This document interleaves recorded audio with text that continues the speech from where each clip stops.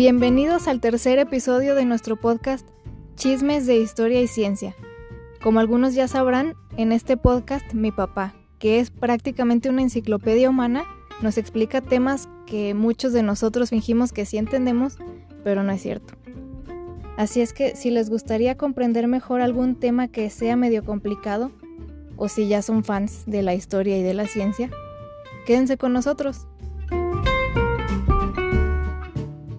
Hola, soy Fernando Navarro y el día de hoy conversaremos sobre el científico más brillante de la historia, reconocido por sus propios pares.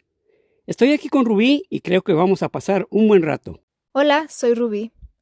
Y exactamente, el día de hoy hablaremos sobre un personaje que tal vez conozcamos por haber explicado algunos fenómenos de nuestra vida cotidiana y haberles dado un sentido o una razón de ser.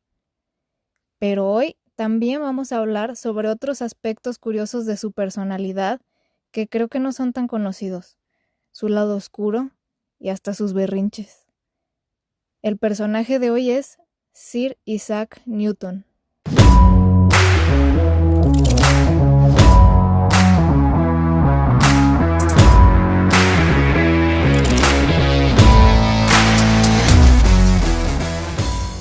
La visión del mundo que presentaba era hermosa, completa e infinitamente superior en racionalidad e inevitabilidad a todo lo que contenían los libros griegos.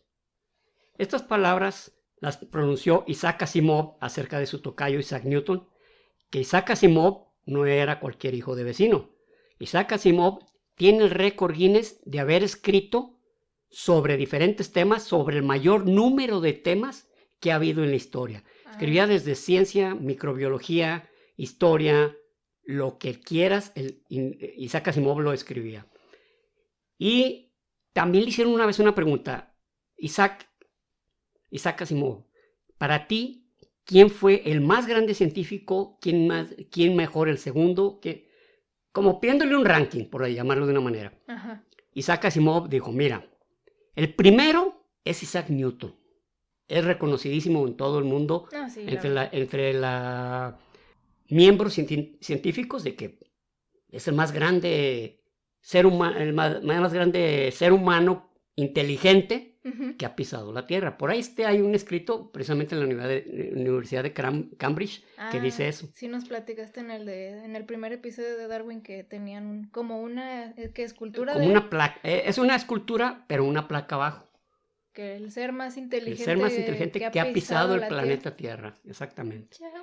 Entonces Asimov les dijo, mira, el primer lugar es Isaac Newton y el segundo se lo discuten Einstein, se lo discute Paul Dirac, Feynman, Schrödinger. O sea, con esto quiso decir, el segundo lugar hay infinidad, pero nadie le puede arrebatar el número uno a Isaac Newton. ¿El tercero que viste era Schrödinger? Schrödinger. Schrödinger, ok. Sí, el del gato, el de la mecánica cuántica. No, pues sí es Schrödinger. Bueno, lo que pasa es que sí se escribe así, pero okay. Yo lo he escuchado, sobre todo con un científico del Instituto de Física Teórica, que así decía Schrödinger, inclusive dice con 4 R's, o sea, como pero igual, hablamos español, lo cual significa que algunos de los apellidos escritos podemos expresarlos más adecuadamente a nuestro idioma, ¿no? Es que sí, de hecho tiene la O con la diéresis, ¿verdad? Así es. Con razón, sí. Entonces va a ser por eso que cambia la pronunciación de la O. Así es. Pues Isaac Newton, como dijo su tocayo, no era cualquier hijo de vecino. Isaac Newton, bueno, fíjate que lo extraño es que diciendo esta frase, sí era un hijo de vecino. O sea, él realmente era hijo de campesinos. Él nació prematuro. Él empezó sus dificultades desde al nacer. Nació prematuro y por ahí escuché entre un youtuber que tenía que ponerle como una especie de collarín porque su cuello no se le detenía, pues su cabeza estaba un poquito más grande, digamos que en proporción mucho más grande que su cuerpo, que así son los bebés, pero parece que Newton la tenía desproporcionadamente más. Tenía que ponerle un collarín porque se le podía fracturar el cuello de la manera en que se le caía, ¿no? Pero ya desde ahí sí, se desde veía ahí que tenía un cerebrote, yo creo. No, y otra, cuando él nace, recién fallece su papá. Su mamá se vuelve a casar, ¿no? Con un reverendo de apellido Smith, pero le dice, ¿sabes qué? Me caso contigo. Era un reverendo que inclusive tenía mucho poder, mucho dinero, okay. Pero le dice, ¿sabes qué? Pues sí, tú y yo nos vamos, pero necesito que dejes a tu niño. A tu bendición. Exactamente, dejes a tu bendición, ¿no? Y estamos hablando del año 1643, fue el año que nació Newton. Curiosamente, ese mismo año fallece Galileo Galilei. Okay. Otro de los más grandes. Se puede decir que los dos mayores científicos, los que crearon el método científico, completito, que es observar, establecer una hipótesis, repetir un experimento y verificar su autenticidad para llegar a una teoría, lo hizo Galileo Galilei, y Newton reconocía a Galileo como uno de los gigantes en los que él estaba sobre sus hombros. Él tuvo una frase así que luego platicamos una anécdota curiosa sobre este tipo, ¿no? Okay. Nace en 1643, ese mismo año, que sí es el mismo calendario gregoriano, porque resulta que hay una anécdota por ahí donde dice que William Shakespeare, y Cervantes, okay. Miguel de Cervantes, los más grandes literatos que ha existido en la humanidad, fallecieron el mismo año. Y no es cierto. Uno falleció, efectivamente, en el año juliano y el otro en el año gregoriano. O sea, okay. Pequeña super coincidencia. Bueno, pero por favor nomás digan en dónde está el truquito, ¿no? Pues lo agarran pues lo que les conviene para que suene como bien interesante, ¿no? Miren nomás, esto pasó. ¡Wow! Aquí en este caso pues, podemos decir que Galileo le pasó la estafeta a Newton. Fallece uno, nace el otro. Y Newton es considerado no nomás como un gran científico, sino como un gran físico, un gran matemático, un filósofo, un teólogo, un inventor y un alquimista. O sea, este cuate tenía todos los títulos que se podían tener respecto a la gente con mayor capacidad. Hay unas que como que no, caray, esto filósofo, teólogo y alquimista. Pues sí, le dio un tiempo por eso, pero ya platicaremos más adelante. Su infancia, pues como te digo, fue complicada. Se queda con sus abuelos, los abuelos pues ya gente grande, no lo querían muchote, ¿no? Pero lo mandan a la escuela, y en la escuela era un niño pues muy inteligente, pero era muy antisocial. O sea, todos se le hacían bien sonsos, se le hacían bien tontos, todos sus compañeros decían, ¡ay, te bola de burros! 10 años después del matrimonio con el reverendo Smith, su mamá enviuda y regresa a la granja, a Woolsthorpe, donde pues ella asume de alguna manera automática que Isaac tiene que hacerse cargo de la granja, y lo regresa de la escuela. Porque era el hombrecito. Pues. Era el hombrecito. Entonces, pues era algo que no se esperaba Isaac.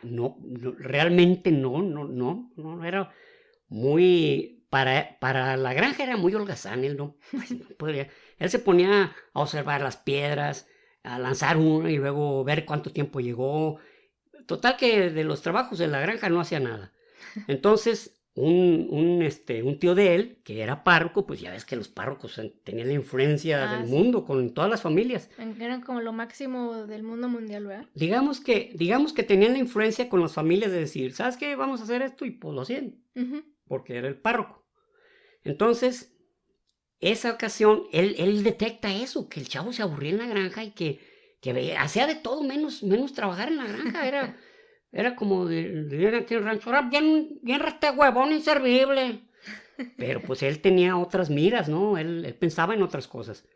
Entonces su tío lo que hace es mandarlo a una escuela que se llamaba la Escuela Libre de Gramática de Graham. Que no digamos que era lo que él pretendía, pero era la escuela, ¿no? Y le daba tiempo de pensar y le daba tiempo de actuar. Ahí realmente él no conversaba, no hacía vida social con sus compañeros. Es más, le caían gordos, creía que todos estaban pendejos, así. Bueno, decía tontitos. Ay, sí. Él, ¿sabe lo que hacía? Jugaba con las niñas. Pero jugaba de esta manera. Él se le hacía fácil jugar con las niñas porque le satisfacía algunas necesidades de juego. Por ejemplo, les hacía casas de muñecas, les construía molinos, les hacía máquinas de planchar, por así decirlo. O sea, inclusive una vez... les satisfacía necesidades ya no me iba a gustar. Sí, bueno, digamos, de juego, dije de juego, dije okay. De juego, pues estaba entre niñas. Y en una ocasión le construyó a una hasta un molino que lo movió un ratón. O sea, el tipo era ingeniosísimo, pero eso era lo que le gustaba. Ya con el tiempo, él se vio su capacidad e ingresa al Trinity College, que el Trinity College era, por así decirlo, muy prestigiado. Ese college pertenecía a la Universidad de Cambridge. Okay. Entonces era como el salto. Pero curiosamente, y por algo que no saben los historiadores, y mucho menos tu servidor, es que lo recibieron como alumno de tercera categoría. O sea, al ser recibido como alumno de tercera categoría era decir, ¿sabes qué? Estás estudiando aquí, pero vas a hacer el aseo, vas a hacer de comer, vas a servirle a tus compañeros, vas a lavar ropa, etcétera. Sí. Qué mal pedo. Sí, o sea, estaba extraño. Si algún compañero decía, fíjate que tráeme esto para comer, pues él tenía que hacerlo. O sea, era el chacho de los... Por así decirlo, era su manera de pagar. Pero lo que llama la atención es que le había mostrado gran capacidad y no se lo tomaron en cuenta. Pero igual a él no le importó, o sea, es algo que a él nunca lo amargó ni lo... Nada, él estaba en el college, en el Trinity, y él le valía. Y, claro, ya cuando brincó a Cambridge, pues ya era todo un personaje conocido, porque era un gran pensador, era un gran matemático, tenía una gran capacidad de razonamiento, entonces ya no era Pancho Pérez, ¿verdad? Ya era Isaac Newton, ¿no? Ya no era el chacho. Ya no era el chacho.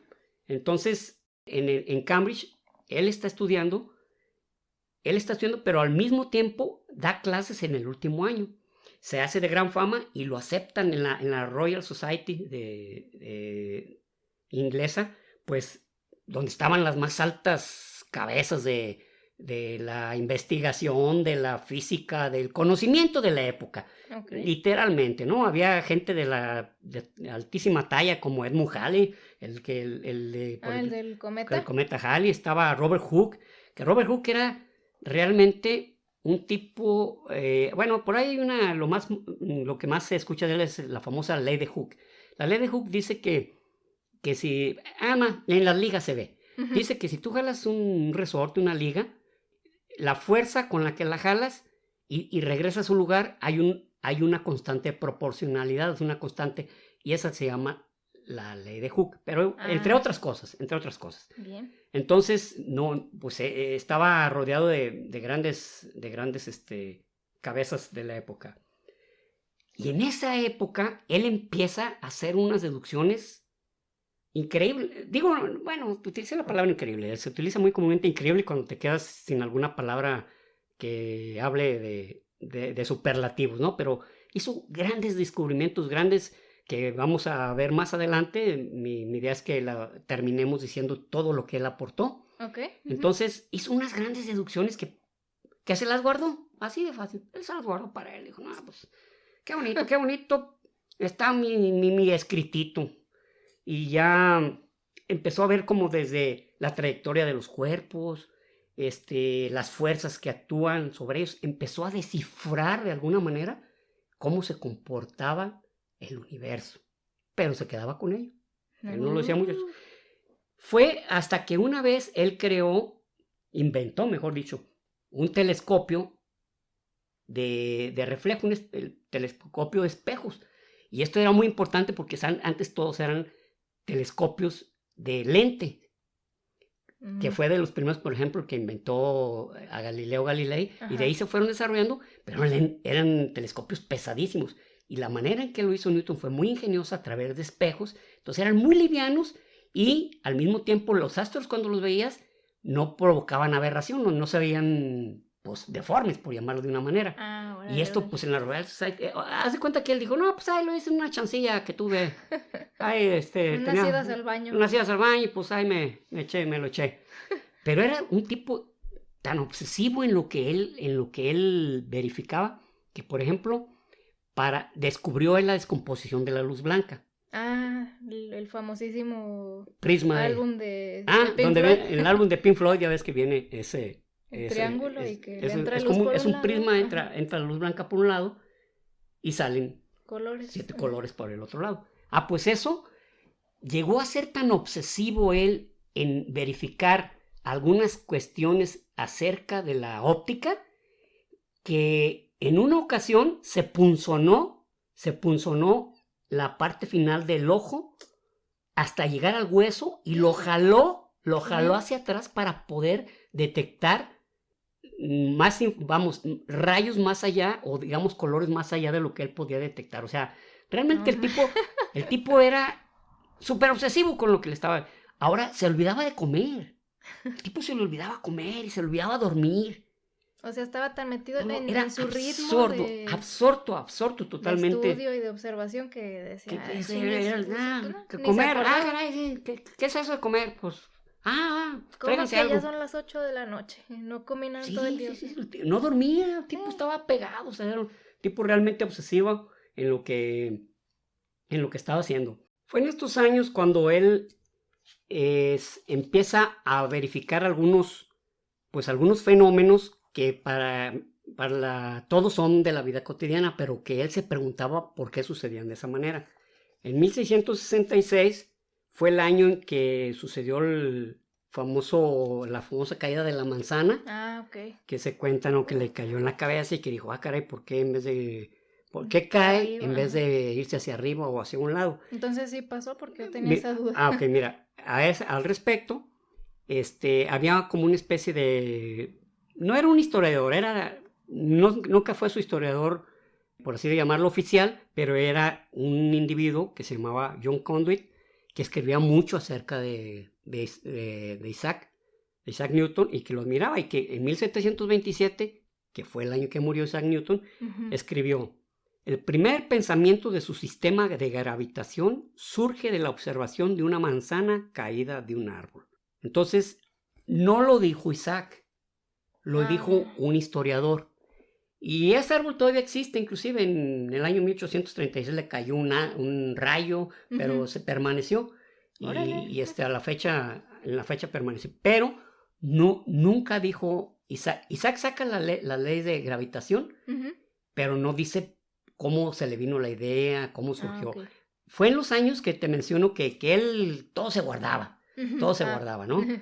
En ese tiempo él estaba en un estado de ostracismo que lo que escribía era para él, y que los demás, como el argentino que iba a la fiesta, le diré que soy argentino. No, que se jodan. Así no decía nada, decía, que se jodan, estos vatos mensos, que deduzcanlo por ahí solos.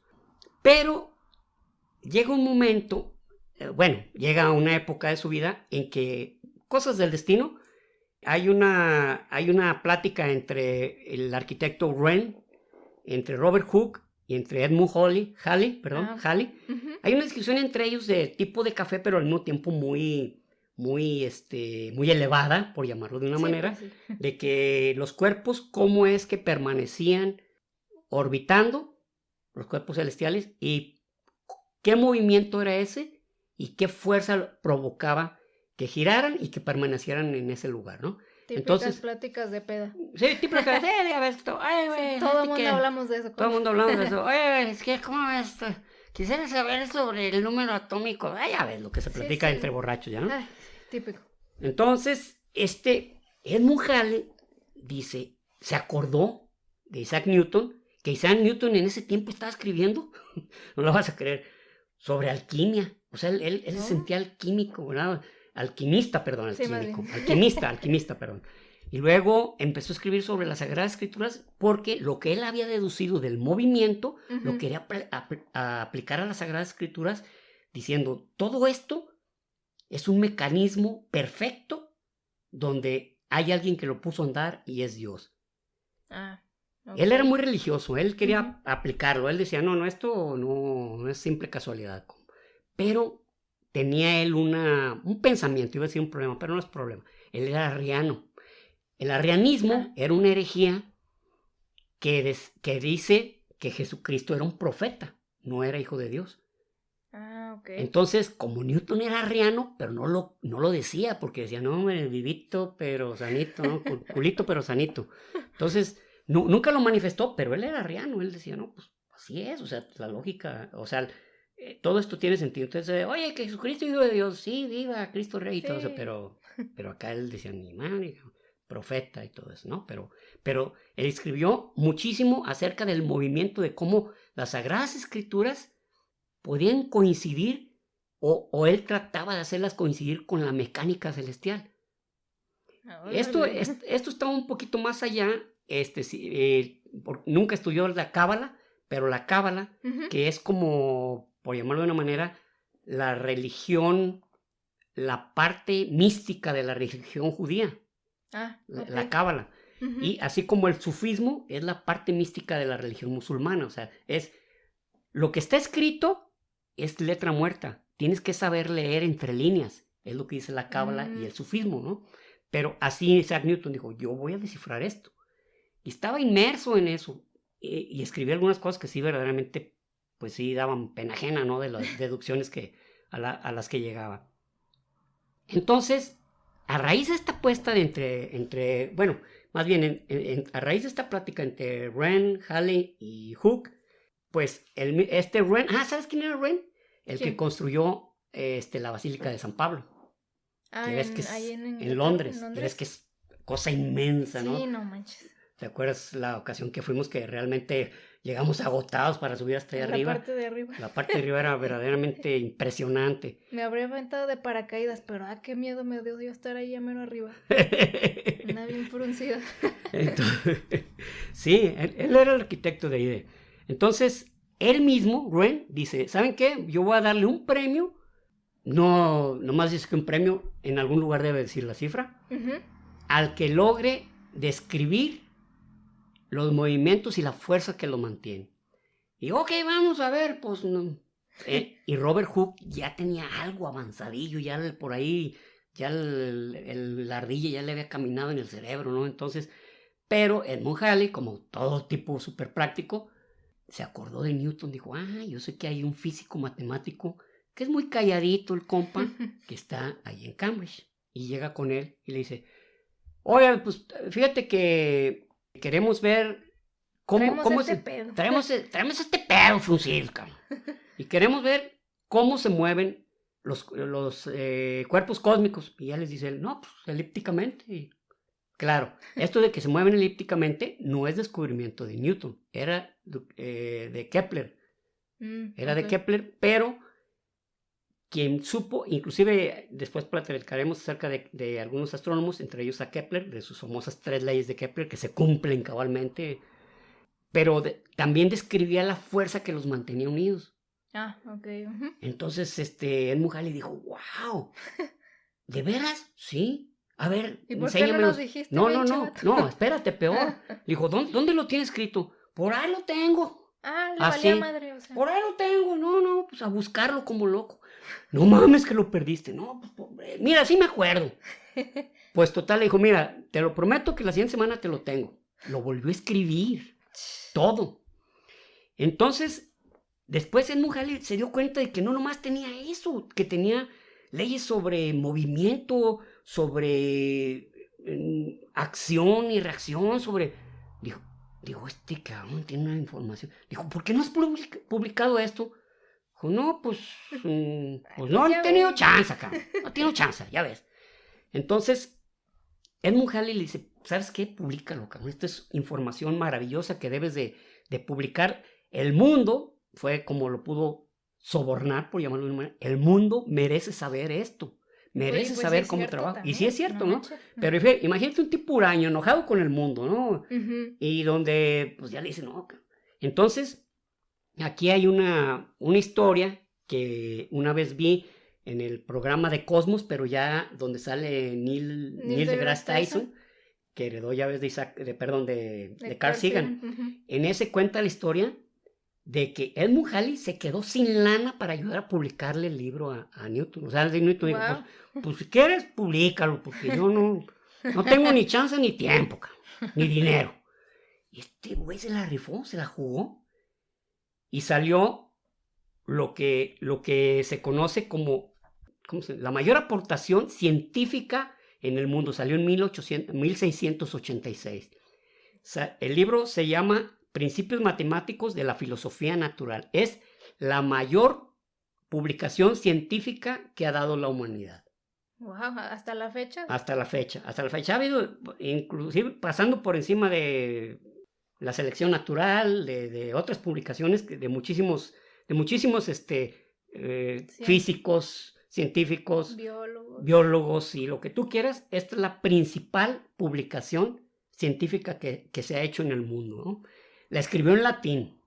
Así que ya te imaginarás la doble dificultad de leerlo en latín y al abrirlo ver súper recontra pinche mil cantidad de fórmulas y todo. Era verdaderamente complicado, pero igual la gente interesada y que sabía del tema, pues sí. Pero en eso que Robert Hooke dice, yo ya había llegado a lo que había llegado pues a la misma conclusión de lo de la gravedad, donde pues prácticamente Newton dice que una fuerza de atracción gravitacional es directamente proporcional a la masa de los cuerpos e inversamente proporcional al cuadrado de sus distancias, donde participa una constante, esa constante gravitacional. Inclusive le dijeron a Newton, bueno, ¿y esto qué significa? Dijo, no sé, solo sé que existe y funciona. Así, literal, o sea, sé que existe la gravedad, no sé cómo es, no te puedo decir físicamente cómo es, se atraen los cuerpos, pero no te puedo decir yo cómo es, solo sé que funciona. Y Robert Hooke dijo, no, maestro, pues es que eso yo ya sabía. Oh, mira. Y la realidad es que Robert Hooke era un gran genio, o sea, el tipo sabía de mecánica, de electricidad, de biología, de lo que tú quieras, o sea, el tipo era muy, muy dotado, pero sí no le pareció nada a Newton que fuera a decir, qué chiste, ya me la sabía. Oh, bueno, entonces, ¿por qué no ganaste la apuesta? Me he de haber dicho Newton, por eso nunca les platico nada. Por eso no les platico nada, porque luego van a chismear, hijos del queso. Pues Newton le agarró una tirria a Robert Hooke, que no se terminó. Rencorosito el muchacho. Rencoroso, era rencorosísimo, Entonces, en el 1696, resulta que da a conocer, porque para llegar a algunos de estos temas, tuvo que recurrir a matemáticas que no existían. Ay, güey. Oye, no, mira, fue cuando inventó el cálculo diferencial e integral. Con que él fue el bastardo que lo inventó. Y él fue el bastardo que lo inventó. No, mira, también que me caías. Pero gracias a eso, porque, por así decirlo, las matemáticas de su época no funcionaban ante muchas de sus leyes. Pero, ¿qué crees? Que le sale que es... bueno, esto él lo tenía y con eso dedujo. Pero, ¿cómo las dio a conocer? Porque un alemán de nombre Gottfried Leibniz dijo, ¿saben qué? Aquí está el cálculo diferencial integral. Y Newton respingó, como que dijo, no, esa sí no te la voy a pasar. ¿Sabes qué? Yo llegué primero que tú a eso. No, y sí es cierto, 20 años antes, Newton había llegado al cálculo diferencial integral y a las ecuaciones diferenciales. Pero tenía también guardadito. Pero lo tenía bien guardadito, como todos, ya ves. Entonces, pero lo peleó con uñas y dientes. Y hasta el día de la muerte de los dos seguía esa pelea. Seguía esa pelea de que... Y lo que es peor, uno de los lados oscuros de Newton, cuando se enteró que Leibniz sufría de depresión a raíz de esto, se alegraba, dijo, qué bueno, cabrón, para que sepa, que no se ande metiendo con mis matemáticas. Y le dijo, oye, pero espérate, este es el logro de su vida. Que no es así, porque Gottfried Leibniz también era un gran filósofo. Pero no, él se alegraba con la desgracia de Leibniz, que se vaya mucho al queso, tiro liro, así, cabrón. Órale, sí estaba medio crazy. No, sí estaba medio psycho. No, pues, güey, nunca se casó, nunca tuvo novia. Bueno, dicen por ahí que en los años donde él estuvo en el Trinity College, él estaba como en una casa de asistencia, haz de cuenta, de un farmacéutico, y que se enamoró de la hija. Pero nunca dijo, nunca se le aventó nada, nomás era como el tipo de amor platónico, tipo el que escribió la Divina Comedia, Dante Alighieri, con Beatriz. O sea, nunca le cantó los perejiles, pero él siempre enamorado y está escribiendo acerca de ella. Acá Newton no hizo nada de eso. Yo creo que a lo mejor por ahí hay una poesía acerca de la gravedad de su amor, pero es lo único que se sabe. Además, él no tenía esposa, novia, ni nada. Él, que no le estorbaban. Es más, le molestaba que le llevaran la comida. Oye, señor Newton, está por allá, chinga madre, ya me desconcentraste, puta madre. Pero tiene 3 días sin comer o sea, era algo que realmente era súper apasionado de lo que estaba haciendo. Che, rarito. No, pues rarito y medio, ¿no? En 1689 lo nombran presidente de la Royal Society. Y el anterior el anterior había sido Robert Hooke. Entonces fallece, o sea, ahí parece que los puestos son vitalicios. Mientras viva, eres el presidente. Ok. Entonces fallece Robert Hooke y a él lo nombran. Pero ¿sabes lo que hizo? Borró hasta donde pudo todo lo referente a Robert Hooke. Ay, Tan no así manches. es. Sí, era mezquino como con M de mierda, cabrón. Entonces, tan así es que lo que se sabe de Robert Hooke debería estar, por ejemplo, en la Royal, así como hay un montón de retratos de Isaac Newton, pues debería haber, pues algunos, por lo menos en la Royal Society, de cada presidente había un retrato. Lo mandó quitar y la señal lo borró. No, cosa seria. Pero, entonces, lo que se sabe de Robert Hooke es de plática, que era bajito y medio jorobado. De la cara, pues no se sabe mucho cómo era. Inclusive, se carteaban. Se enviaban cartas tirándose cajeta uno al otro. Y en una de esas cartas es donde la famosa frase de Newton que dice: si algo sé y algo soy, es porque estoy sobre hombros de gigantes. Y dice, no, pues sí es cierto, habla de gigantes sabiondos. No, pero está diciendo, tú estás bien enano, maestro, sobre ti nunca voy a aprender nada. O sea, el tipo como podía, ¿no? El tipo como podía le tiraba. En esa época la Royal Society se desarrolla como nunca, fue la mejor época.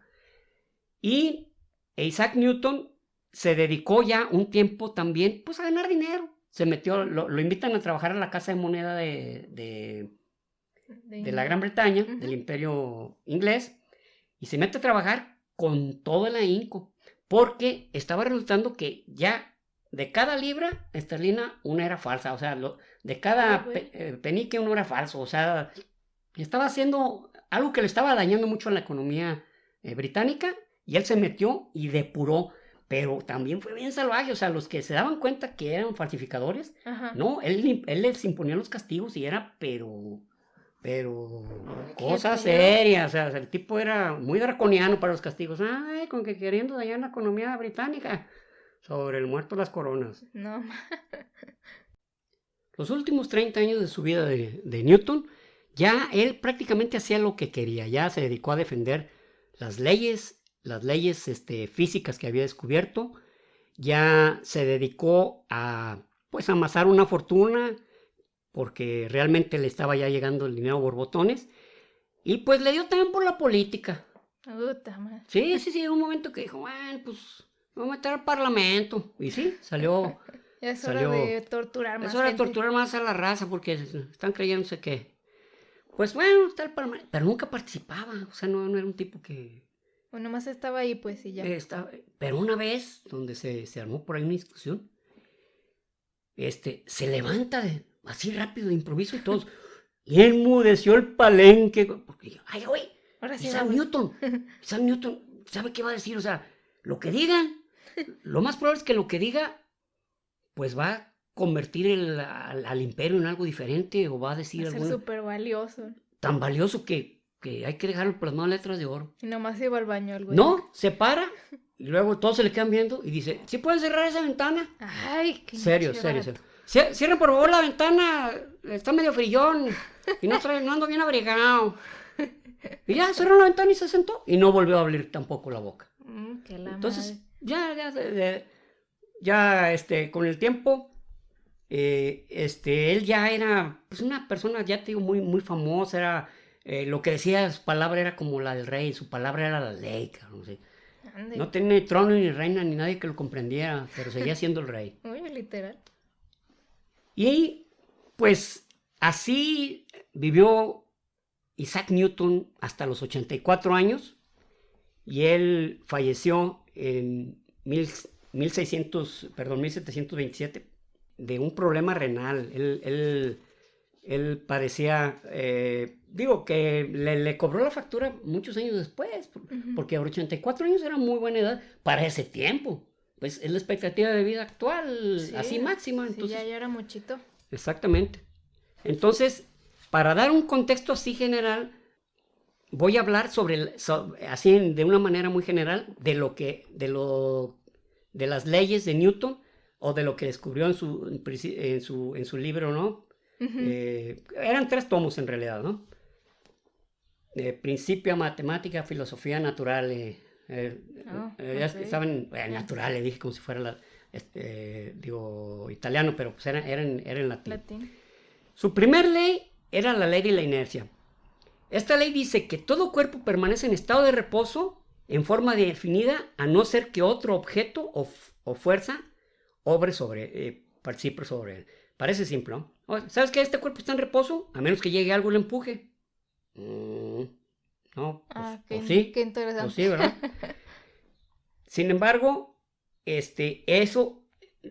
todas esas leyes, cuando se fueron a la Luna, cuando llegamos a la Luna en 1969, que por cierto es algo que me molesta mucho que saquen por ahí, que no es cierto que fuimos a la Luna, supieron eso, yo lo viví y fue algo que realmente impactó mi vida. Pero bueno, se basaron en las leyes de Newton, la ley de la gravitación, la ley de la inercia, el principio de acción y reacción, o sea, y estando, ya cuando sale el cohete Saturno V, cuando ya nomás estaba el módulo lunar para llegar ya a la Luna, había quedado en un punto donde ya ni la Tierra ejercía gravitación, ni la Luna ejercía gravitación. Ok. Entonces estaba suspendido. Nadie lo movía. Entonces ahí se comprobó. Y ellos lo calcularon exactamente para que eso pasara. Sí, dijeron, aquí ya estamos. Y llegaron que el módulo lunar iba a 4.273 kilómetros por hora y esa velocidad permanecía, no se movía. ¿Por qué? Porque no había nada que lo empujara a mayor velocidad y ellos no tocaban, por llamarlo de una manera, los instrumentos del módulo lunar. Fue hasta que ya comprobaron esa ley de Newton, que parte de algunos de los experimentos con satélites y cohetes ha sido eso. Por ejemplo, el Voyager 2, parte de su misión era comprobar la ley de la gravitación de Newton. ¡Órale!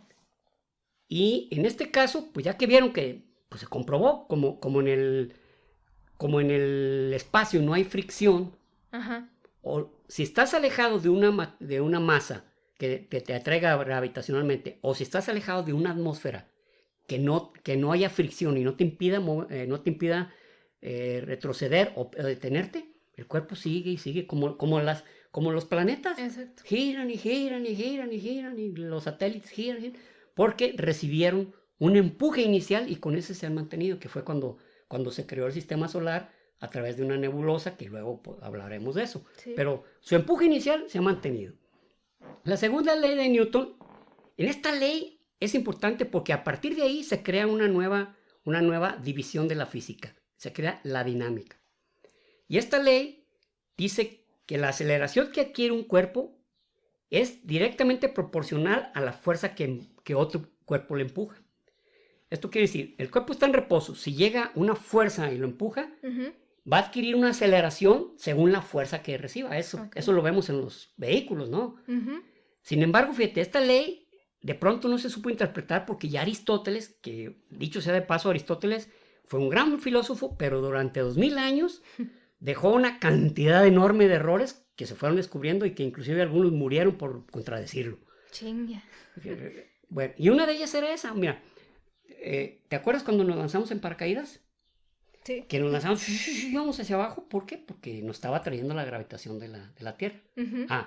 Pues según Aristóteles decía que toda fuerza permanecía, todo masa permanecía en reposo siempre y cuando una fuerza que le empujara hubiera una fuerza que lo resistiera, por eso se permanecía en reposo.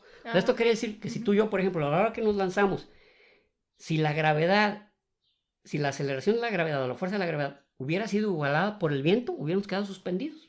Sí, exactamente. Los dos, uno nos empuja por un lado y otro para otro y nos quedamos a medio. Nos quedamos a medio. Pero fue Newton el que dijo, no. Esto es proporcional a cómo se empuja la fuerza que es diferente a la masa. Aquí no voy a entrar en esa discusión porque está complicado lo que es la fuerza y lo que es la masa. De hecho, la aceleración es la fuerza dividida entre la masa. Ay, güey. Por eso es tenemos la misma masa, pero en la luna pesamos menos. Sí. Hay menos fuerza de atracción. Uh-huh. Eso podríamos, así a grosso modo, podríamos decir que de eso se trataba, ¿no? Luego, tercera ley, que era la de acción y reacción. A toda acción corresponde una reacción. Lo que es lo mismo, por ejemplo, yo que soy ingeniero civil, al calcular una estructura sencilla, horizontal, la fuerza que recibe esa estructura, donde descarga, es la mitad de toda la fuerza. Si está recibiendo ese elemento una fuerza de 100 kilos, ok, donde se está apoyando, por ejemplo, en cada barda, está recibiendo 50 kilos y 50 kilos. Ok, sí. Con eso calculas, por ejemplo, una columna. Oye, ¿cuánta fuerza va a recibir la columna? Pues bueno, pues ve cuánto pesa. Y si van a ser 3 columnas, pues el peso dividido entre 3. Y esa es la reacción que tiene que poner para oponerse a la fuerza con la que está cayendo la estructura. Ya, ok. Y luego, pues claro, la ley de la gravitación universal. Esa no era la cuarta ley, esta fue una ley diferente. Esas eran sus 3 primeras leyes. Luego, el desarrollo del cálculo diferencial integral, que como te digo, por ahí se echó un round con Leibniz. Y luego, otra cosa que descubrió él fue la forma de la Tierra. Todos sabían que era redonda, pero el tipo tuvo la paciencia. Bueno, todavía unos creen que es plana, ¿eh? Mira, ni siquiera... Mira, que tengan a su madre. No. O sea, que piensen lo que quieran. No vamos a perder el tiempo con cosas tan absurdas, ¿no? Molleras húmedas. No. Es increíble. Yo de pronto creí que era algo broma, pero no, ya existen hasta grupos y sociedades, ¿no? Sí, absurdo, no absurdo. Entonces, lo que hizo Newton fue medir en diferentes lugares, inclusive en Londres, París, estuvo a medir el Ecuador, las dimensiones del Ecuador, y en las ciudades ya más hacia el norte del Ecuador, y se dio cuenta que estaba achatado, o sea, era algo y dice él, pues sí, esto es debido a la rotación de la Tierra, que genera el Ecuador se expanda y los polos se achaten. Luego, en la óptica, otro de sus grandes descubrimientos es en la óptica. En la óptica creó él, es más, salió un libro como en 1604, un libro sobre óptica, que fue un éxito también, porque en óptica no era una ciencia, era lo que empíricamente eras capaz de observar con lentes, con espejos. Él creó una ciencia en sí sobre la óptica. Luego, pues, creó el primer telescopio reflector que, pudo hacer manual la forma de moverlo y al mismo tiempo quitó la aberración de los cuerpos celestes. Que no se quitó del todo porque mientras hay atmósfera, hay aberración. Sí. El primer telescopio que quitó aberraciones de ese tipo, pues fue el Hubble, en 1990, porque ya está en el espacio. Sí, pues sí, ya. No hay ninguna atmósfera que lo interfiera, ¿no? Exactamente. Luego, él descubrió la ley de la convección térmica.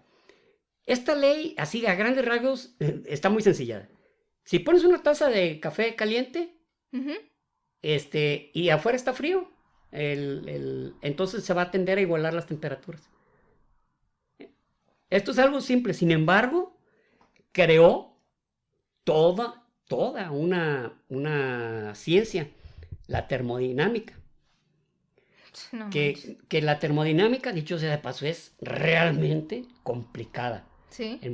La transferencia de calor, etc. Y es de donde sale el tema de la entropía, que la entropía es todo un tema que luego lo veremos porque tiene que ver en cómo se desarrolla el universo, el mundo, y por qué tienden a las cosas a tener una forma o a desempeñarse o a detenerse de otra forma. Luego de las propiedades del sonido, o sea, Newton, afortunadamente pues no era sordito, Newton descubrió que la velocidad del sonido no tenía nada que ver con factores como la frecuencia o la intensidad, no. Él descubrió que tenían una velocidad, que esos eran propiedades del sonido, mas no tenían que participar en su velocidad, porque la midió perfectamente. No manches. Y luego otra, bueno, la teoría de las mareas. La teoría de las mareas fue donde Newton demostró que los fenómenos de las mareas que subían y bajaban tenían que ver con la atracción gravitacional del Sol y de la Luna. Un volumen de agua que se levanta es porque es atraído porque el mar, el agua, es una forma plástica y pues puede ser movida por cuerpos celestes, no hay nada que se lo impida. Y por eso dicen que cuando hay, de los días del año sí, que la luna está más cerca, que hay marea más alta. Hay marea ¿verdad? más alta, exactamente, hay marea más alta. O cuando vas a la playa y por la tarde ves el mar a una altura, Uh-huh. y luego ya en la mañana está a otra altura, y así según el movimiento de los cuerpos celestes. Wow. Y por último, la teoría corpuscular de la luz. Newton afirmó que la luz no estaba compuesta por ondas, sino que estaba formada por partículas. Aquí en este caso, pues, híjole, es todo un tema, porque en los años 20 del siglo XX, valga la redundancia, Ok. se determinó que la luz se comportaba como un cuerpo, como partículas, y se comportaba como ondas. Está por ejemplo, el famoso experimento de la doble rendija, de volver locos a los científicos, porque si pasaba la luz a través de las dos rendijas, se verificaba como que eran unas ondas que entre ellas se interponían y formaban un patrón. Pero si tú estabas poquito antes de la rendija y verificabas el paso de un fotón, Uh-huh. que es el que transmite la luz, se comportaba de otra manera. Se comporta de otra manera, o sea, como si fuera recto. O sea, algo verdaderamente de locos. Tan así fue que hubo un momento que dividió a los científicos y se tuvo que crear algo que a mí hasta la fecha me suena que lo que se llama, no ridículo, pero vamos, la física y las matemáticas son la misma, no hay interpretación, no sé si me doy a entender. Sí. Pues en 1932 se creó la interpretación de Copenhague, donde la interpretación de Copenhague decía que la luz se comporta de las dos formas, según la vieras. Y había algunos científicos que nomás no les... No, es que sí, de hecho, sí había visto ese dato y me incomoda. A mí también, es una piedra en el zapato. Que sujeto a interpretación, o sea, ¿qué pedo? No sujeto a interpretación, sino que ¿saben qué se comporta de las dos maneras? Según el observador, o sea, dependes del observador. Ay, no. Imagínate, la mecánica cuántica es todo un cohete, que ya lo veremos y trataremos de ser lo más posible de explícitos, porque es toda una locura, está de locos, verdaderamente si lo dices la mecánica tú, sí cuántica. te la creo, porque... Y pues, esas son las leyes que aportó Isaac Newton al mundo científico, a la humanidad y por supuesto el desarrollo de la humanidad.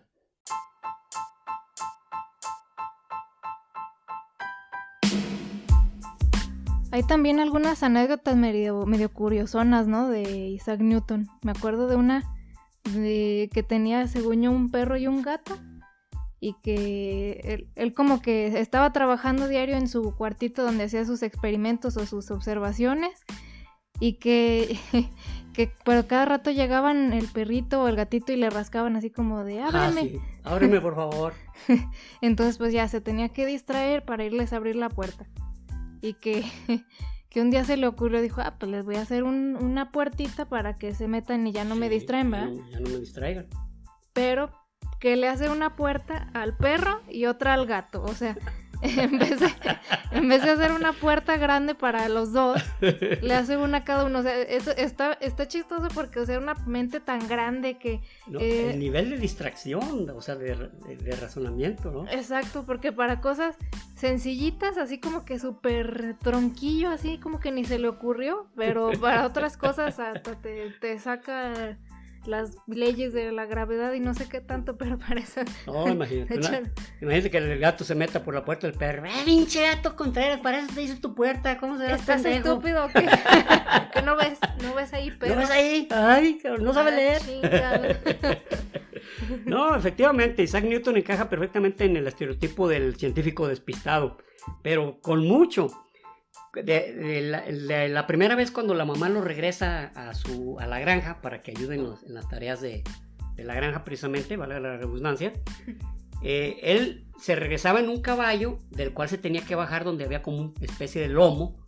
Ajá. De lomo, porque ahí el caballo o lo podía aventar o lo podía lanzar por la forma en que se inclinaba. Entonces se bajaba y ya él, como cavilando en sus razonamientos, ya no se volvía a subir en el caballo, ya se lo llevaba ahí.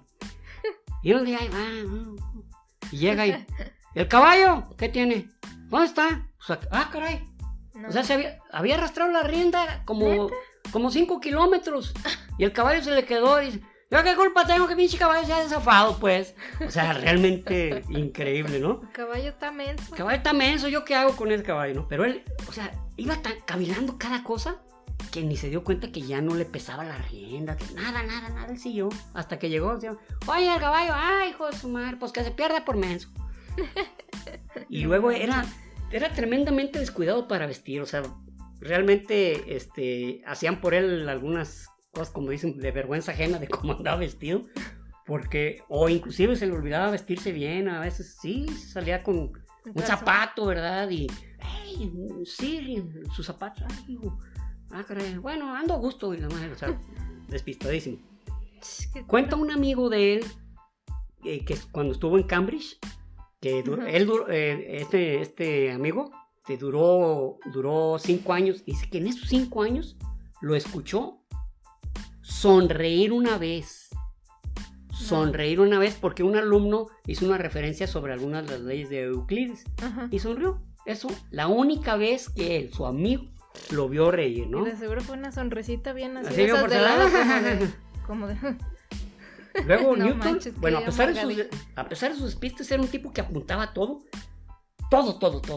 solo que se acordaba. Tan así que, por ejemplo, tenía un cuaderno así de chavo de sus pecados, y ahí notaba impertinencia con mi madre, porque a lo mejor se le había gritado algo. Que dicho sea de paso, cuando la mamá enfermó gravemente, en 1697 la cuidó hasta que la señora fue él estuvo al pie de la cama de la mamá, o sea, no murió enojado con ella ni nada de eso, al contrario. O sea, sí era culerín, pero no, o sea, pero no ya con su mamá ya no tanto. No, o sea, se enfermó, exactamente, había niveles de...